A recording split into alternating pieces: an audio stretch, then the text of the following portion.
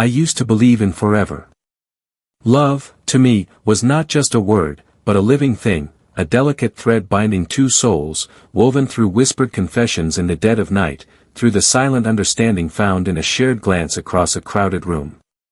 And for the longest time, I thought we had it. Emma was my anchor, my home, my reason for every breath. The first time I saw her, she was laughing, her head tilted back, golden strands of hair catching the sun like wildfire. I remember thinking, if heaven exists, it must be hidden in the curve of her smile. For 8 years, our love was an unshakable force. We built a life together, Friday night movies, morning coffees where she'd steal sips from my cup, lazy Sunday afternoons wrapped in sheets that smelled like us. She knew my deepest fears, my childhood scars, the dreams I was too afraid to chase. And I knew hers. But love is a blind man walking a tightrope, oblivious to the unraveling thread beneath his feet.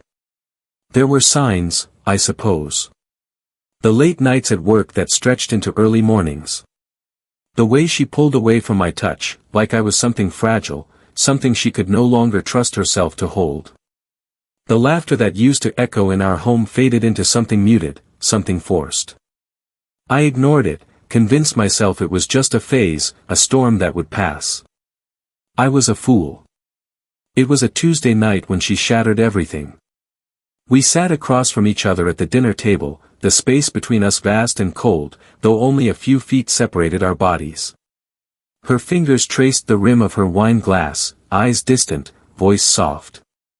When she finally spoke, "I need to tell you something." There was a tremor in her voice, a hesitation that made my stomach knot. I slept with someone else. The world did not end in a violent explosion. It did not crumble in fire and smoke. No, it collapsed in silence, in the deafening quiet of my own disbelief. For a moment, I forgot how to breathe. The words slashed through me like an invisible knife slicing through my ribs, leaving behind a gaping wound, one that bled pain I had no way of stopping. Why? My voice cracked. She looked away, shame pooling in her eyes. I don't know. I was lost. I was lonely. Lonely. The word sent ice through my veins. How could she be lonely when she had me? A bitter laugh escaped me, one that tasted like broken glass and unsaid goodbyes. Who? It doesn't matter, she whispered, reaching for my hand.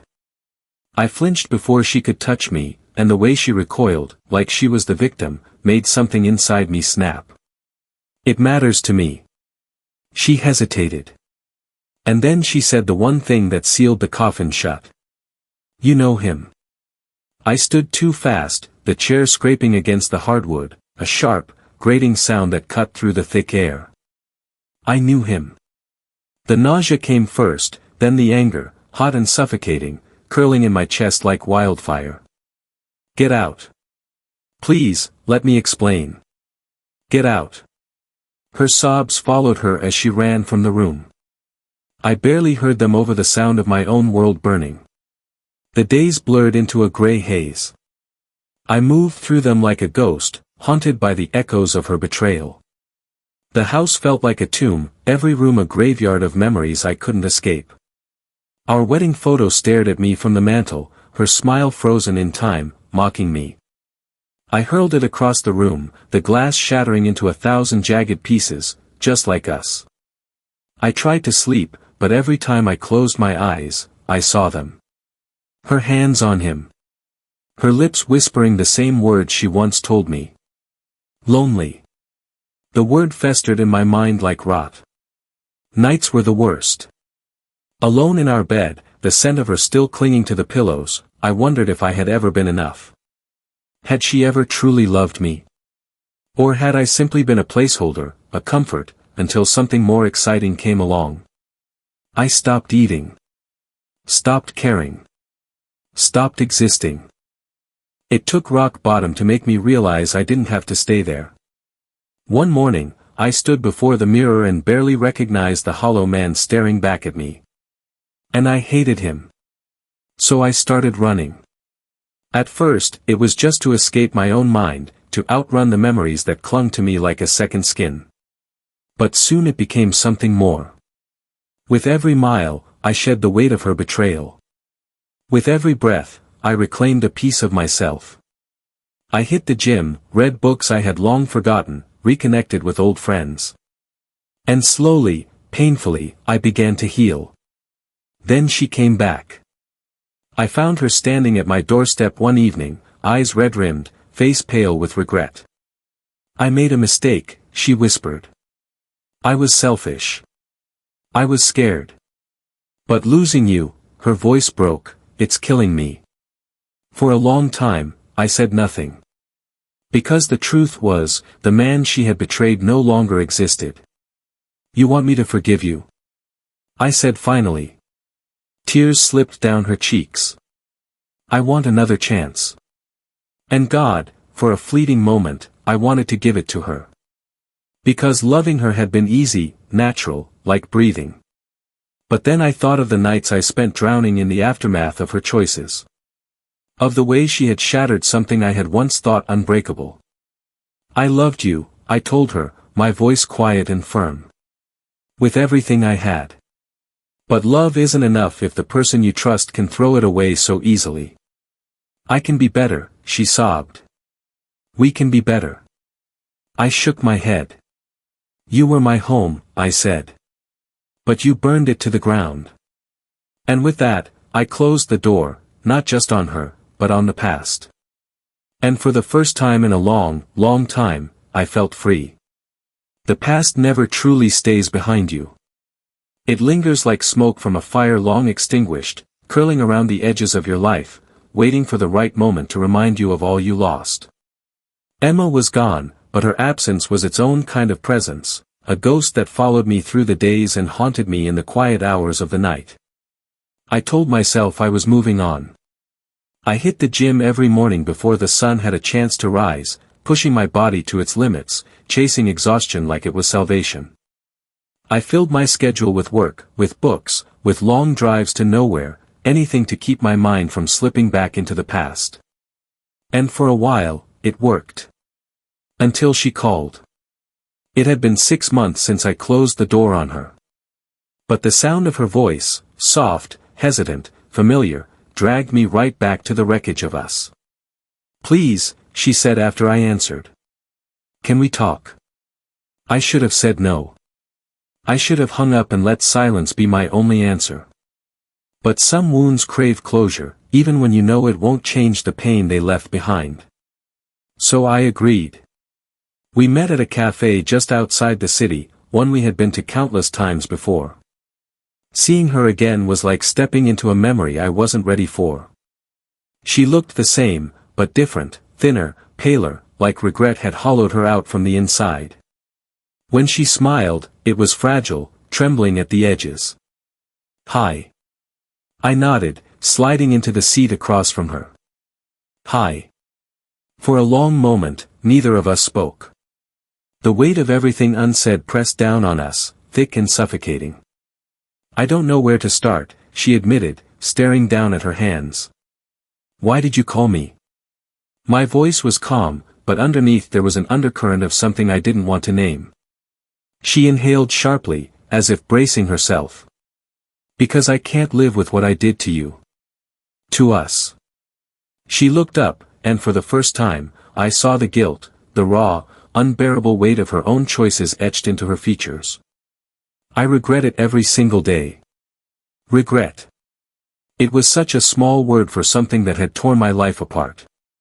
"Do you regret cheating on me," I said, my voice bitter, "or do you regret losing me?" She flinched, but she didn't look away. "Both." I let that sit between us, watching as she struggled under the weight of her own truth. "I was selfish," she continued, her fingers knotted together in her lap. "I convinced myself I was missing something, that I needed, I don't even know what. But the second it happened, I knew. I knew I had destroyed the best thing I ever had." I exhaled slowly, forcing myself to stay still, to keep the anger at bay. "And yet you did it anyway." Tears welled in her eyes. "I hate myself for it.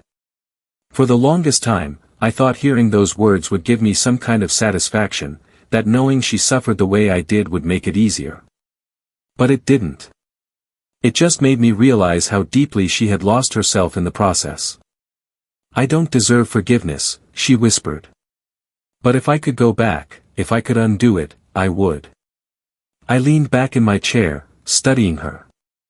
The woman I had loved with every fiber of my being was sitting in front of me, raw and remorseful, offering me something I wasn't sure I wanted anymore, a chance to go back, a chance to rewrite our ending.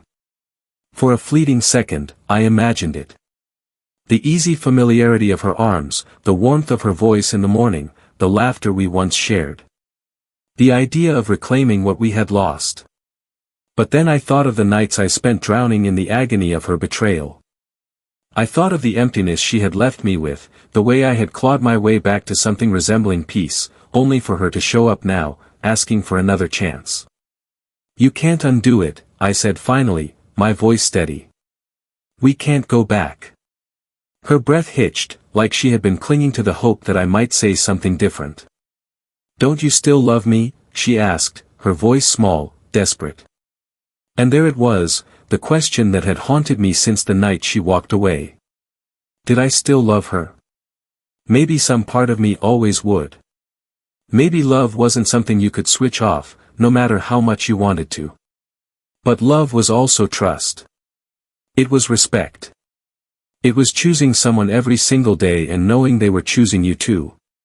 And she hadn't. I did, I admitted, the words tasting like ash on my tongue. But love isn't enough when trust is gone. Her shoulders shook as the tears finally spilled over, silent and endless. "I'm so sorry," she whispered. I believed her. But it didn't change anything. We sat there in silence, the noise of the cafe fading into a distant hum. "You'll find someone else," she said finally, wiping at her eyes. "Someone better. Someone who won't make the same mistakes I did." I studied her for a long moment. "And so will you." She shook her head. "I don't think I deserve it." "Maybe not right now," I said honestly. "But someday you will." She nodded, even though she didn't look like she believed it. We left it at that. When I walked away from that cafe, I didn't look back. Not because I didn't care, but because I finally understood that moving on wasn't about finding someone new. It wasn't about anger, or revenge, or waiting for karma to balance the scales. It was about choosing myself. And that was a choice I would never regret.